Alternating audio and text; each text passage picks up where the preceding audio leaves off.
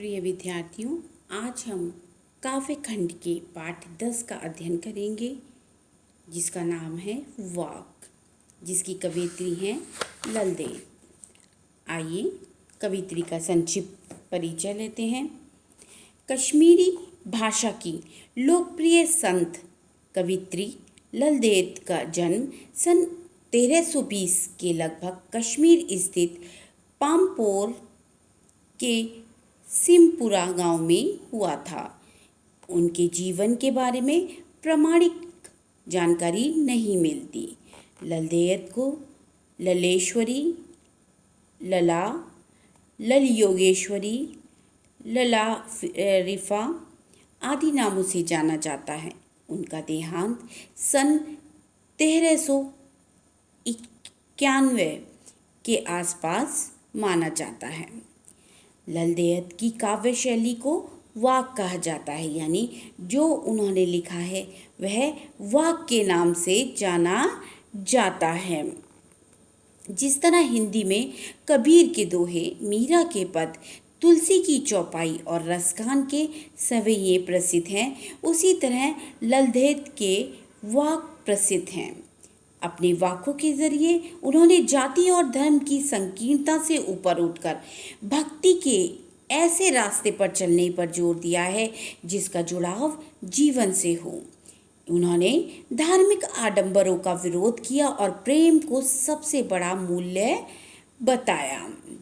लोक जीवन के तत्वों से प्रेरित ललदेव की रचनाओं में तत्कालीन पंडिताओं, भाषा, संस्कृति और दरबार के बोझ से दबी फारसी के स्थान पर जनता की सरल भाषा का प्रयोग हुआ है। यही कारण है कि ललदेव की रचनाएं सैकड़ों साल से कश्मीरी जनता के स्मृति और वाणी में आज भी जीवित हैं। वे आधुनिक कश्मीर भाषा का प्रमुख स्तंभ मानी जाती हैं।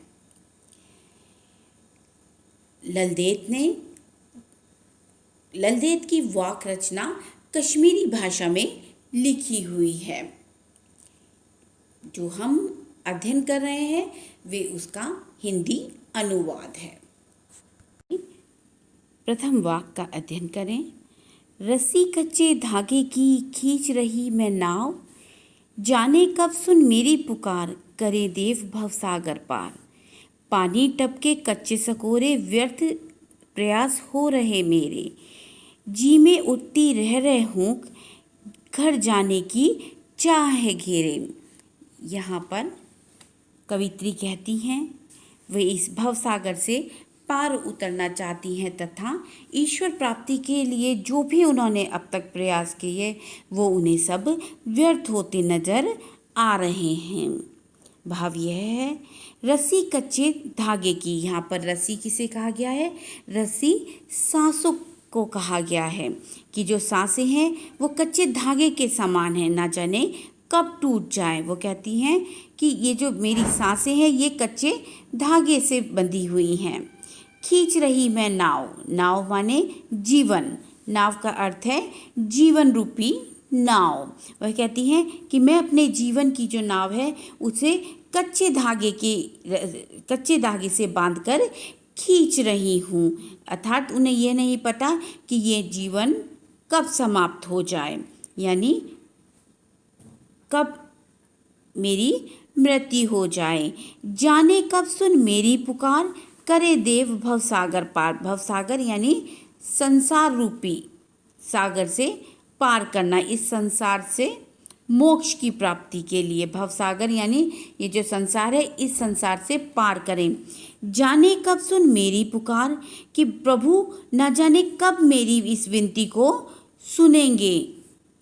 करे देवन मुझे भव से पार, और कब ना जाने कब भगवान मुझे, देव मतलब ईश्वर, कब ईश्वर मुझे इस भवसागर से पार उतारेंगे। पानी टपके कच्चे सकोरे, पानी टपके कच्चे माने कच्ची मिट्टी के, सकोरे यानी कुल्हड़ से थोड़ा सा छोटा होता है सकोरा, जिसमें दही या मिठाई हम लोग खाते हैं, तो वह कहते हैं कि कच्ची मिट्टी के सकोरे की मेरा जीवन क्या है, कच्ची मिट्टी के सकोरे की तरह है, सकोरे की तरह है, कच्ची मिट्टी के व्यर्थ प्रयास हो रहे मेरे। और जिस प्रकार कच्ची मिट्टी के सकोरे में पानी भर के रख देंगे और पानी डालेंगे तो वो जब तक पानी पिएगा तब तक तो ठीक रहेगा, लेकिन फिर वो पानी टपकने लगता है। तो कह रही व्यर्थ प्रयास हो रहे मेरे जीवन के प्रभु प्राप्ति के सारे प्रयास व्यर्थ हो रहे हैं। वो कहते हैं मेरे ऐसा लग रहा है जैसे जो भी मैं प्रयास ईश्वर को प्राप्ति के लिए कर रही हूँ, चाहे जो भी कर्म कांड या जो भी मैं भगवान प्राप्ति के लिए जो भी कार्य कर रही हूँ वो मुझे व्यर्थ होते दिख रहे हैं। जैसे पानी के कच्चे सकोरे में पानी रोकने का प्रयास करते हैं, उसी प्रकार वो जो ईश्वर प्राप्ति के प्रयास कर रही हैं वो दिन पे दिन व्यर्थ होते जा रहे हैं, क्योंकि जीवन प्रतिदिन घटता जा रहा है। जी में उठती रह रहे हूँ माने वेदना, जी में कि मेरे मन में बार बार रह कर यही वेदना होती, यही दुख मेरे को दुख आता, यही दर्द होता, घर जाने की चाह है घेरे और मुझे ईश्वर प्राप्ति यानी मृत्यु के उपरांत मृत्यु के उपरांत मनुष्य कहाँ जाता है, ईश्वर के पास, यानी उसे मोक्ष मिल जाता है। अगर मोक्ष मिल जाता है तो वह ईश्वर के घर पहुँच जाता है, ईश्वर धाम पहुँच जाता है। तो वह कहती हैं जी में उठती रह रहे हूँ कि ये मेरे बार बार मन में यह वेदना हो रही आती है कि मैं कितने प्रयास कर रही हूँ प्रभु को इस भव सागर से पार उतरने के लिए, प्रभु को प्रसन्न करने के लिए, लेकिन सब व्यर्थ होते नजर आ रहे हैं। घर जाने की चाह है घेरे और मुझे ईश्वर से मिलने की चाह, मुझे मोक्ष प्राप्ति की चाह मुझे प्रतिदिन घेरे जा रही है। मेरी ये जो इच्छा है कि मेरे को भव सागर से ईश्वर पार उतार दें, यह मेरी दिन पे दिन बढ़ती जा रही है। वाक्य में कवित्री यह बताती हैं कि भारे आडंबरों का विरोध करते हुए वह कहती हैं कि अंतःकरण से संभावी होने पर ही मनुष्य में चेतना जागृत होती है। खा खा कर कुछ पाएगा नहीं, ना खाकर बनेगा अहंकारी, समखा तभी होगा संभावी, खुलेगी संकल बंद द्वार की। कवित्री कहती हैं कि हे मनुष्य, खा खा कर यहाँ पर तात्पर्य है सांसारिक भोगों से, कि सांसारिक भोगों में अगर तू सदैव लिप्त होगा तो तुझे कुछ भी प्राप्त नहीं होगा, तुझे ईश्वर की प्राप्ति नहीं होगी। ना खाकर बनेगा अहंकारी, अगर तू ये सोचे कि भोग और संन्यास दोनों मनुष्य को राग द्वेषी बनाते हैं, अगर तू सोचे कि मैं भोग और संन्यास के माध्यम से ईश्वर को प्राप्त कर सकता हूँ तो तू वो भी नहीं कर सकता, क्योंकि ये मनुष्य को राग द्वेषी बना देते हैं, जिससे परमात्मा का मिलन के सारे द्वार बंद हो जाते हैं।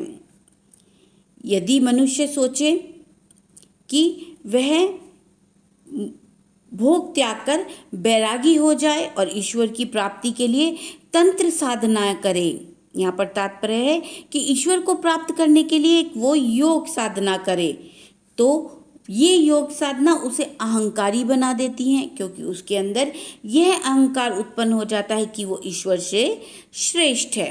आगे कवित्री कहती हैं समखा तभी होगा संभावी।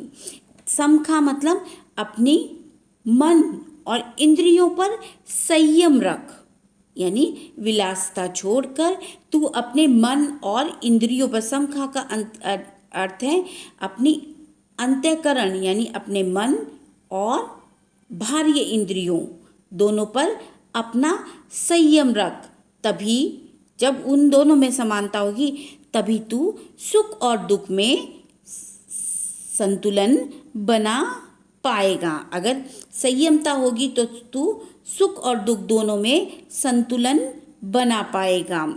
खुलेगी संकल बंद द्वार की, और जब तेरे अंदर यह भावना होगी तभी तुझे ईश्वर की प्राप्ति होगी। खुलेगी संकल्प बंद द्वार की। ये जो संकल्प बंद द्वार की है यानी मुक्ति रूपी जो कुंडी है, जो संकल्प कुंडी है जो बंद है, वह स्वयं ही खुल जाएगी और तब तुझे ईश्वर की प्राप्ति होगी। यानी तेरी ईश्वर की प्राप्ति तभी, तुझे ईश्वर की प्राप्ति तभी संभव है। तीसरे वाक्य में कवित्री के आत्मलोचन की अभिव्यक्ति है। वे अनुभव करती हैं कि भवसागर से पार जाने के लिए सद्कर्म ही सहायक होते हैं। आइए देखते हैं।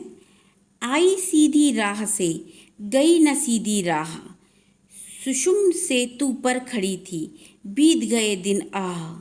जेब टटोली कौड़ी ना पाई, माझी को दुख क्या उतराई। यहाँ पर कवित्री कहती हैं कि मैं आई थी सीधी राह पर, आई सीधी राह से गई न सीधी राह। कवित्री कहती हैं मैं आई तो थी सीधी राह पर किंतु चल पड़ी उल्टी राह पर। यानी साधारण जिस राह पर चलना था ईश्वर को प्राप्ति के लिए, ईश्वर को प्राप्त करने के लिए जिस राह पर चलना था उसे भूल कर कवित्री सांसारिक लोगों को देखकर ईश्वर को शीघ्र प्राप्त करने के लिए दूसरी राह पर निकल गईं।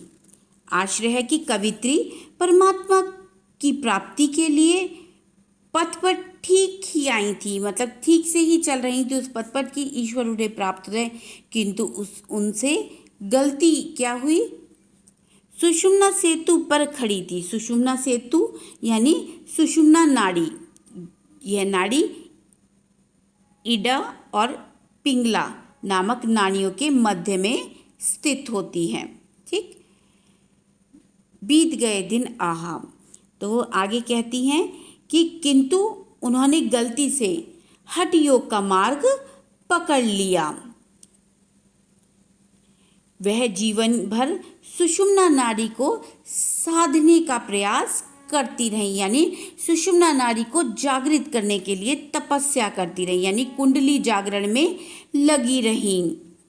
बीत गया दिन आहा, और इसी कार्य में उनका सारा जीवन व्यतीत हो गया। उसे दुख है, कवित्री को इस बात का दुख है कि उनका सारा समय सिर्फ किस में चला गया, अपनी हठ योगी साधना में चला गया। उन्हें लगा कि इस हठ योगी साधना से वो ईश्वर को शीघ्र प्राप्त कर लेंगी, जल्द से जल्द ईश्वर की प्राप्ति उन्हें हो जाएगी। पर आज उन्हें उसका पछतावा हो रहा है कि उनका समय व्यर्थ चला गया। अंत में जब जेब टटोली कौड़ी नहीं पाई, माझी को दुख क्या उतराई। माझी किसे, ईश्वर को कहा गया है, यानी केवट।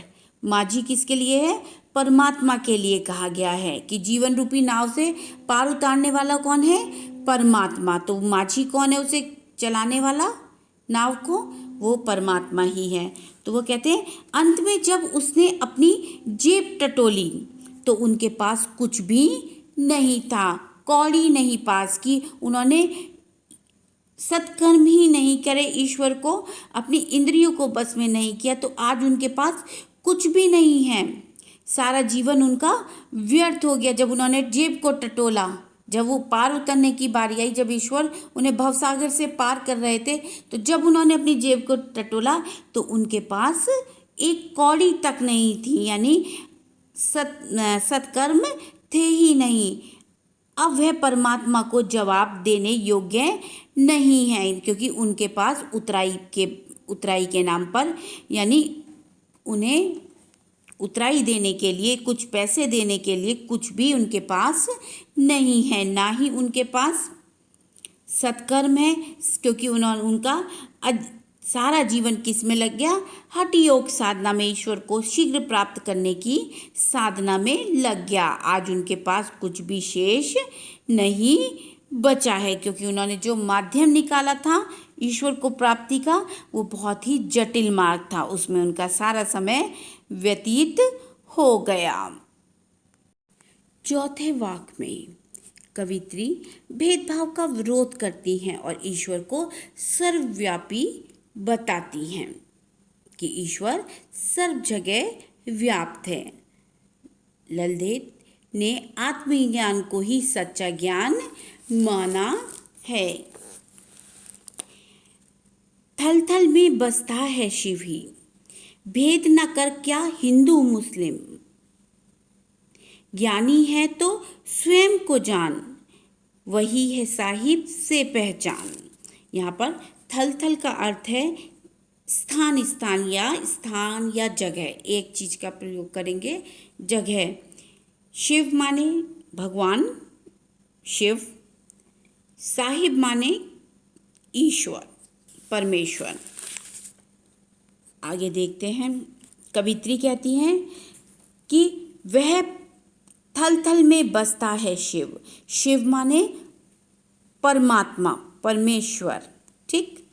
वह परमात्मा जो कल्याणकारी है, वह परमात्मा जो सबका कल्याण करने वाला है, थल थल में बसता है, यानी वह शिव जो सबका कल्याण करने वाला है वो हर जगह विद्यमान है। थल थल हर स्थान पर मौजूद है।